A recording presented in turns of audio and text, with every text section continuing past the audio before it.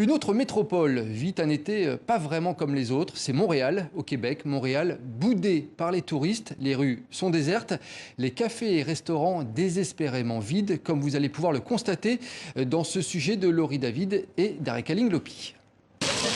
Des journées qui n'en finissent plus, une ambiance joviale et des rues bondées. Voici à quoi ressemble Montréal l'été. Mais aujourd'hui, les chaises et les tables sont installées, les serveurs sont aux aguets prêts à travailler. Seulement voilà, la musique des bars et des restaurants de la ville sonne creux.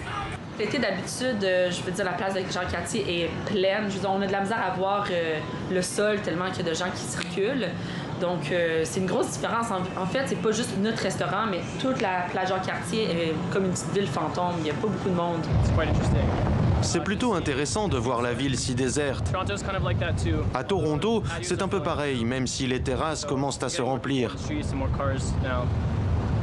Je n'ai jamais vu Montréal si vide, surtout le Vieux-Port. C'est sympa. Ce jeune touriste canadien est peut-être l'un des rares à s'en réjouir. Le Grand Prix de Formule 1, les festivals de musique, à commencer par les Francopholies, tous les grands événements ont été annulés.